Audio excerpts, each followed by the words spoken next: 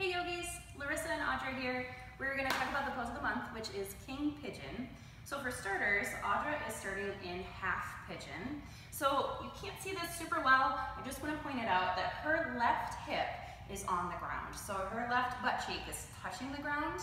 I'm going to give you another variation later where your butt cheek is not touching the ground. So if your hips are in this place where you're supported on the ground, we're going to work through King Pigeon from here.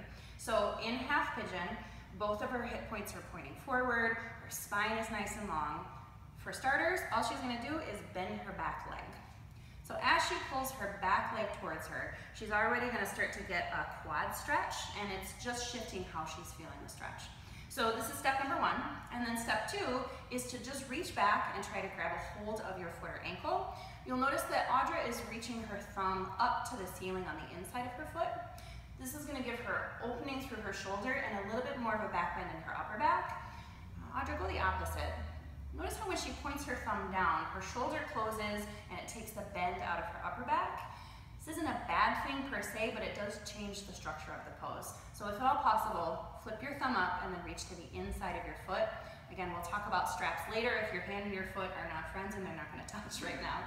So this variation right here, she's still got her hip points pulling forward and up. She's got a nice long spine, so she's not putting any pressure on her low back. So this variation right here is a really lovely King Pigeon. As long as your spine feels good and you can take deep breaths, you're good to go. We're going to work more into the full variation. Audra's now going to let go of her foot. She's going to reach to the outside of her foot like a pizza tray. She's going to swing her thumb back and she's going to grab a hold of her toe.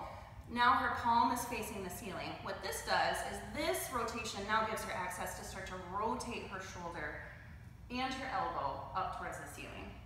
So as you can see, there's a lot going on in this pose. She's got stretching happening in her quad. She's got stretching happening in her hip flexors. She's got an incredibly deep back bend, but no dumping in her low back because she's got strength from the front side of her body. And then final detail, there needs to be a lot of flexibility in here as well. So in order to get into this pose, all of these things needs to happen, but there's no reason why you need to do the full version. We're going to talk about all the different ways that you can take it. Just to give you the final, Audra's going to grab a hold of her foot with her other hand so that you guys can get a visual of what full King Pigeon looks like.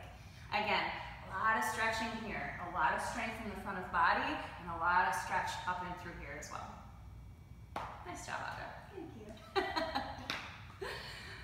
Good, so we're going to switch places now that Audra is all stretched out.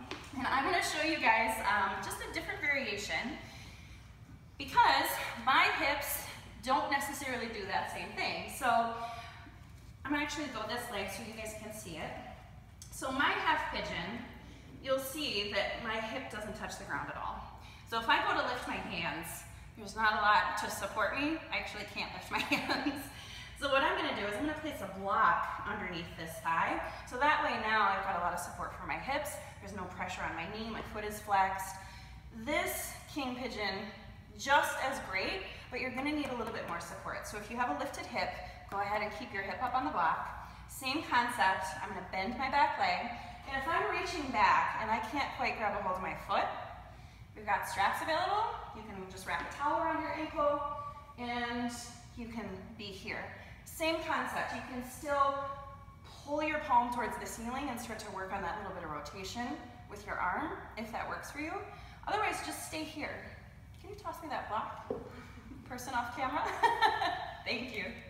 You can also place the block in front of you to give yourself a little bit more lift if you're feeling any type of pressure in your low back.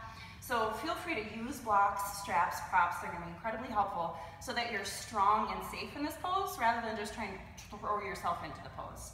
So if you do have a strap, you can still work towards that full variation. Your hands may be choked up on the strap, you might need a little bit more space, but you're just same rotation that Audra did, rotating your elbow up towards the ceiling, and then you can grab a hold with your other hand. Same thing, still really strong in your core. If you lose your core, your low back's going to take the brunt of it. Keep your hip points lifted, hips as square as possible, and then the more that you choke up on your strap and pull up with your elbows, the more flexibility and strength you're going to start to build so that you can continue to adjust the pose as you move through it because we've got all month long to work on it. If you have any questions, as always, holler. We're happy to chat about it. Happy King Pigeoning.